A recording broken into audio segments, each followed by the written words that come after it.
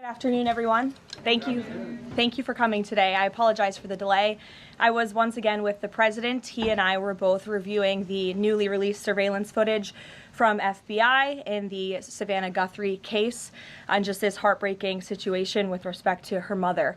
The president encourages any American across the country with any knowledge of this suspect to please call the FBI, who continue to assist state and local authorities who are leading this investigation on the ground. And once again, I will reiterate that the prayers of this entire White House are with Savannah and her family at this time, and we hope this person is found soon and that her mother is brought home safely. President Trump has a very busy week ahead, so I will begin with some scheduling announcements today. Tomorrow here at the White House, the president will host Israeli Prime Minister Benjamin Netanyahu for a bilateral meeting. The remainder of the week will be focused on energy and deregulation. Tomorrow afternoon, the president will hold an event in the East Room to tout clean, beautiful coal as America's most reliable and affordable energy source, especially during periods of peak demand, just as we saw during this most recent winter storm, which impacted hundreds of millions of Americans. The president will discuss how clean, beautiful coal is not only keeping the lights on in our country, but also driving down the cost of electricity across the country as well. Additionally, on Thursday, President Trump will be joined by Administrator Lee Zeldin to formalize the rescission of the 2009 Obama-era endangerment finding. This will be the largest deregulatory action in American history, and it will save the American people $1.3 trillion in crushing regulations. The bulk of the savings will stem from reduced costs for new vehicles, with the EPA projecting average per vehicle savings of more than $2,400 for popular light-duty cars, SUVs, and trucks. This is just one more way this administration is working to make life more affordable for everyday Americans. Overall, these groundbreaking actions from President Trump will drive larger economic growth, create thousands of good-paying jobs, expand manufacturing, increase consumer choice, and improve affordability for millions of families and businesses. Finally, on Friday, President Trump and First Lady Melania Trump will travel to Fort Bragg in the great state of North Carolina to meet with military families and the heroic members of our special forces who carried out the successful Operation Absolute Resolve in Venezuela and helped bring narco-terrorist Nicolas Maduro to justice. I know the President and First Lady are both greatly looking forward to this visit. Also, the First Lady will celebrate Valentine's Day at the Children's Inn at the National Institute of Health tomorrow, with children, families, and NIH staff involved in clinical trials. In other news this week, thanks to President Trump signing the largest middle-class tax cut in history, this is shaping up to be the biggest tax refund season ever, and we are in it now. President Trump and Republicans fundamentally believe that Americans deserve to keep more of their hard-earned money, not less, which is why he fought so hard to deliver this long overdue relief. From no tax on tips, overtime, or Social Security, to auto loan interest deductions on new American-made vehicles, plus increases to the standard deduction in child tax credit, more money is flowing back into the pockets of hardworking Americans. We're already hearing from everyday Americans across the country who are reporting substantial tax savings thanks to the Working Families Tax Cut, which every single Democrat in Congress voted against. AMAC, which represents millions of Americans, has heard directly from more than their 1,000 members already about how the Trump tax cuts are easing cost of living concerns. I wanted to share a few of those powerful responses with you today. This one comes from Dean and Wendy in Wisconsin, who said, quote, "Instead of paying out $3,700 last year, we got back $2,500 in refunds this year. This is huge for our family." Steve from California said, quote, "The new senior citizen deduction is a tremendous relief and has given us peace of mind and the freedom to truly enjoy the retirement years we worked so hard for." Eric from Nevada said, "As a senior, no tax on Social Security helps me tremendously. The no tax on tips helps my daughter-in-law as a waitress. The no tax on overtime helps my son, who works constantly. Our family savings from the One Big Beautiful Bill could total even more than $5,000. We love the Trump tax cuts." These are just a few positive examples of the everyday Americans that President Trump's tax cuts are uplifting. We'd love to hear more from the American people across the country who are benefiting from the working families tax cuts. The White House is also pleased to share that parents across the country can now officially apply to open a Trump account for their child. In order to apply, parents can visit trumpaccounts.gov and fill out the IRS form 4547. These Trump accounts are special investment accounts aimed at providing American children with a jump start on building wealth for life. They have all the tax advantages as a traditional IRA account, but are specifically tailored to build wealth the moment a child is born. Thanks to President Trump, every child born between January 1st, 2025 and December 31st, 2028 is eligible to receive $1,000 from the U.S. Treasury to fund their account. Parents, guardians, and even nonprofits can then contribute up to $5,000 per year. Employers can also contribute up to $2,500 per year per employee. President Trump believes there is no better investment than investing in our nation's children. If you are a parent who maximizes contributions to your child's Trump account, its projected value could reach nearly $1.1 million by the time your child turns 28 years old, based on average historical stock market returns. Safe to say, the Trump accounts will give a substantial head start to position the next generation for a brighter future. And with the stock market exploding under President Trump's pro-growth policies, there has never been a better time to sign up for an investment account like this. The Dow Jones just shattered 50,000 for the first time ever on Friday, and the S&P 500 and the NASDAQ continue smashing record after record. So with President Trump in charge, Americans' 401ks and retirement savings are booming once again, and these new Trump accounts for America's kids will boom too. So with that, once again, every parent should go to trumpaccounts.gov today, and I'm going to put it on my own personal to-do list to sign up for one as well. With that, I will take your questions. Karoline Downey from the National Review is here. Thank you for being here, and why don't you kick us off? Thank you for having me. On the criticism that immigration enforcement has become arbitrary or not particularly prioritizing, Democrats have been circulating the statistic that only 14% of illegal aliens arrested under this administration are violent criminals, but we know that in deep blue cities with progressive district attorneys, it's common to plead down serious violent crimes into less serious offenses, which could be distorting those numbers. So given that backdrop, does the administration still stand by the messaging that you're targeting the worst of the worst, and does this prevailing narrative tell the whole story? Well, thank you for bringing this up, Karoline. I've seen this CBS report floating around. There's a lot of liberal talking heads and pundits and Democrat elected politicians who think that this single story and these statistics and the way they are painted is somehow a shot at this administration. It is not, and let me correct the record. Number one, the Trump administration has been clear from day one that any illegal alien present in this country is subject to deportation. However, the priority, of course, is going after the convicted criminals, the worst of the worst, the murderers, the pedophiles, the rapists in this country. Interestingly, in the CBS story, what the Democrat talking heads on television are not saying is this line. Nearly 60% of ICE arrestees over the past year had criminal charges or convictions. And among that population, the majority of the criminal charges or convictions are for nonviolent crimes. Oh, well, what are nonviolent crimes, you ask? This has coincided with what DHS has been saying all along, that approximately 70% of illegal aliens arrested under President Trump have pending criminal charges and or prior convictions. And these so-called nonviolent crimes, drug trafficking, distribution of child porn, burglary, fraud, DUI, embezzlement, solicitation of a minor, and human smuggling, just to name a few. So just because a crime is not violent in nature doesn't mean that crime is victimless. And I can guarantee every single person who is out there on television right now pointing to these statistics that were taken out of context by CBS News would not want an illegal alien convicted of the distribution of child porn or fraud or DUI living in your community. So the Trump administration will continue our focus on deporting all illegal aliens present in our country with a focus on the worst of the worst criminals. Thank you for being here. Gabe. Karoline, thank you. And thank you for the update on our colleague Savannah Guthrie's mother. Is there anything more you can share? You said the president was reviewing that surveillance footage. What was his initial reaction when seeing those disturbing images? And does he believe that that suspect acted alone?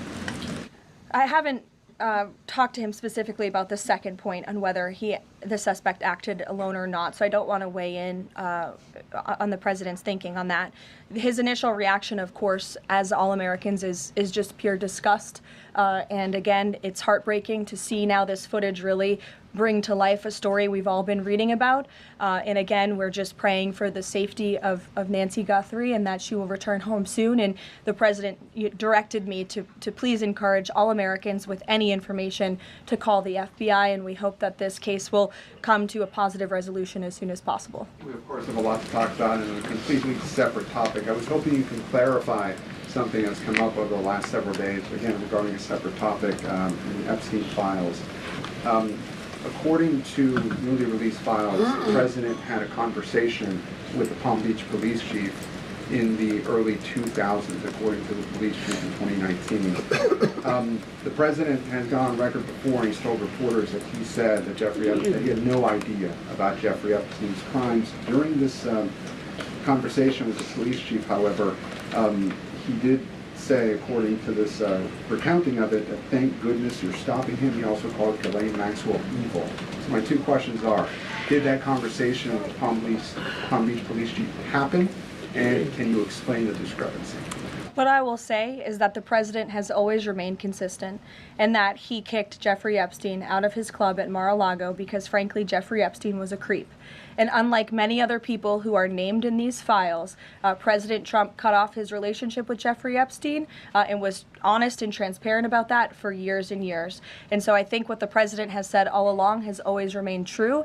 And the release of more than 3 million documents related to Jeffrey Epstein and his heinous, disgusting crimes just shows the level of transparency that this president and administration has committed to in bringing these files to light. But did he call the chief in 2006? Caroline, did he call the chief? Look, it was a phone call that may or may not have happened in 2006. I don't know the answer to that question. What I'm telling you is that what President Trump has always said is that he kicked Jeffrey Epstein out of his Mar-a-Lago club because Jeffrey Epstein was a creep, and that remains true. And this call, if it did happen, corroborates exactly what President Trump has said from the beginning. And I'm sure many of you, when you read that alleged FBI report, probably thought to yourself, wow, this really cracks our narrative that we've been trying to push about this president for many years. So we're moving on from that. Reagan. Thanks, Caroline. I want to ask you about the SAVE Act.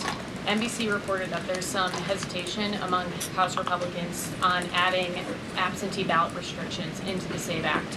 Can you explain what the hesitation is among House Republicans and also just provide a status of negotiations with Congress on the legislation? Sure. I can't speak for House Republicans, Reagan. I can obviously speak for the president, who is quite possibly the strongest supporter of the Save America Act, which, as you know, would require proof of citizenship to register to vote. It would require proof of identification, a photo identification before casting a ballot. And it would also ensure that there are exceptions made. I think that's what you're alluding to with these conversations with House Republicans for reasonable requests, of course, for our military, for individuals who are disabled and cannot make it to the polls. Those are reasonable, common sense things that I believe House Republicans are discussing amongst themselves. But as for the president, he's been very clear. He wants House Republicans and Democrats, too, if they were politically wise, to pass this legislation, for the Senate to pass it, to send it to the president's desk so it can be signed into law. Follow-up. I'm wondering when the last time the president spoke to Leader Thune was and if he discussed using the standing filibuster to pass legislation. The president has given his position on the standing filibuster. As for his most recent conversation with Leader Thune, frankly, I'm not sure. I do know they speak very frequently. The president's in constant communication with both Leader Thune and the House Speaker, Mike Johnson. Stephen, I see we switched up our seating chart. Your direct line of sight now. Congratulations. Thank you to the Correspondents Association for recognizing the New York Post's reach. I've got two questions for you, one about the Guthrie case and then another about infrastructure. On the Guthrie case, does President Trump have a warning to the culprits here about what would happen to them, what federal consequences they would face if they do not release Nancy Guthrie unharmed? I think anyone who was involved in this depraved crime, this abduction, of course, we want to be seen held to the fullest extent of the law possible. And on infrastructure, can you explain why President Trump asked Chuck Schumer to help him rename Penn Station and Dulles Airport after himself? Why is he interested in having his name on those two buildings? And why are the Gateway Tunnel funds the proper point of pressure to get that to happen? To your first question about the renaming, why not? It was something the president floated in his conversation with Chuck Schumer. As for the funding, the president has addressed that separately himself. Karoline. Danny. Thanks. Today, the vice president's account posted and then deleted a tweet about the Armenian genocide. And then last week, President Trump's Truth Social account posted and then deleted a racist video about the Obamas.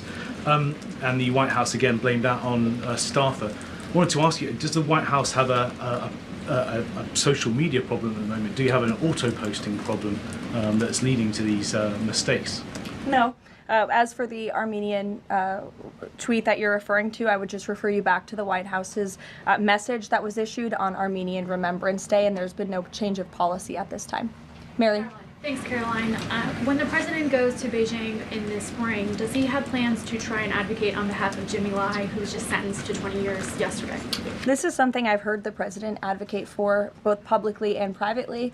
I had the honor of being in that meeting with President Trump and President Xi in South Korea that took place, and this was brought up by the president himself. It is important to him, and he looks forward to visiting China in April.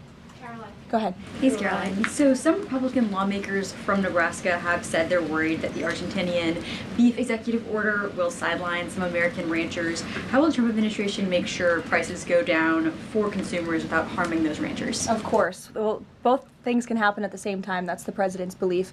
He wants to see prices come down. In fact, I just overheard him on the phone with Secretary Rollins. They were talking about something different, but he's always saying we got to make sure that prices continue to come down. As you know, Secretary Rollins successfully did that with respect to egg prices.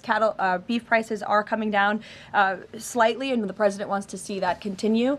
He believes that a minor import to the country with cattle might be a short-term solution with respect to bringing down prices, but of course protecting our American cattle and rancher industry is a priority for the president, and he's in touch with those stakeholders. We've had them here at the White House a few times in recent months to discuss this issue directly. John. Thanks a lot, Caroline. Yesterday, the president on social media threatened to block the new Gordie Howe Bridge, which would connect Detroit to Canada. This is a bridge that was fully paid for by Canada. It used American labor to construct it. It used American steel to construct that bridge. The president in 2017 was actually in favor of this bridge, part of a joint statement that he put out when he met with the Canadian Prime Minister. Why has the president changed his mind as it relates to this bridge? I think the president was very clear and direct in his truth, John, but just to reiterate, the fact that Canada will control what crosses the Gordie Howe Bridge and owns the land on both sides is unacceptable to the president. It's also unacceptable that more of this bridge isn't being built with more American-made materials, even more so than what President Barack Obama committed to with the Canadians at the time, at the start of the project. He also believes that the U.S. should own at least half of the bridge, have shared authority over what passes across it, and participate in the economic benefits generated by its use. This is just another example of President Trump putting America's interests first, and so he made that very clear in his call with Prime Minister Carney earlier today. Phil. Thank you, Caroline. Sure. DHS Secretary Kristi Noem just posted a photo of herself signing the last contract to build a border wall between Laredo, Del Rio, and Big Bend, Texas, among reports that construction had stalled. Is the president satisfied with the pace of construction? The president wants to make sure that the full border wall is built as quickly as possible, of course. I know this is a priority for him dating back to 2016, and so absolutely he wants to ensure that the border wall is built under budget and ahead of schedule is how President Trump likes to view building projects, and that includes the border wall. Satisfied with the pace of construction thus far? I think the president is never satisfied. He always wants to ensure that things are moving along as quickly as possible, but I know Secretary Noem is on it, and she's doing a great job. Thank you, Caroline. You're welcome. Sure, go ahead. Thank you. Charlie. On the Nancy Guthrie case, is the president satisfied with the federal and local investigation so far? And has there been any more contact from the White House or the president with the family? I don't think anybody will be satisfied until this case is brought to a close and until Nancy Guthrie is returned home safely with her loved ones. And about the White House contacts, has the president contacted the family since? Not since that initial phone call. Sure. Tamara. Thank you. The National Governors Association is removing a meeting with President Trump from his agenda because only Republicans were invited. Is the White House reconsidering inviting Democrats, or do you think Republicans are still going to show up? Like, where does that stand now? No, look, I just spoke with the president about this. It is a dinner at the White House. It's the people's house. It's also the president's home, and so he can invite whomever he wants to dinners and events here at the White House. I believe Governor Moore was invited last year, and he did not show up to the dinner last year. Nobody reported on it. But again, the president has the discretion to invite whomever he wants to the White House, and he welcomes all those who received an invitation to come. And if they don't want to, that's their loss. And on Ghislaine Maxwell, is the president going to rule out a pardon for her in her testimony, deposition yesterday? Her legal team seemed to be making a case, again, for a pardon from the president. Again, this is not something I've discussed with the president recently because, frankly, it's not a priority. He's focused on many of the issues that the American people are dealing with and providing solutions to those issues. So I haven't spoken with him recently. Last time we did speak about it, he said it's not something he's considering or thinking about. Caroline. Go ahead, Bloomberg. Thanks, Caroline. Secretary Litnick today was testifying on the Hill, and he said that he had visited Epstein's Island in 2012 with his wife and children, and that's after he said that he had cut ties with Epstein, and Justice Department documents show that he was in contact with Epstein through 2018 over messages. So does the White House stand behind Secretary Litnick right now, or given what he has said today, has there been any shift in how the White House is viewing Secretary Litnick's performance? No, Secretary Litnick remains a very important member of President Trump's team, and the president fully supports the secretary. I will just point out that there are a lot of wins in the news this week that people in this room have not asked about because you continue to ask questions about the same subject, so let me point them out for you. Again, on Friday, the Dow shattered 50,000 for the first time ever. This week, the American Society of Plastic Surgeons came out in opposition to gender mutilation surgeries for children. They are the first major medical group to do so. A federal appeals court today, nobody asked about that, just upheld the Trump administration's policy of detaining illegal aliens, validating the strong measures that have driven illegal crossings to historic lows, and sent a crystal clear message that under President Trump, if you enter the country illegally, you will be detained and removed. The murder rate, again, not a single question about this, has plunged to a 125-year low as crime falls across the board thanks to President Trump's crime crackdown. We also saw this week national median rents have fallen to a 4-year low following 6 consecutive monthly declines, and mortgage affordability has surged to a 4-year high. Home ownership is the core foundation principle of the American dream, and I will repeat that mortgage affordability this week surged to a 4-year high, but not a single of mention of that in this briefing room today. And again, this came out last Friday, but for an unprecedented 9th straight month, there were 0 illegal border crossings at the southern border. So we're going to get back to business. The president is very busy today, and you will see him all tomorrow at the event in the East Room touting his administration's energy policy. Thank you. What about Vermont's block for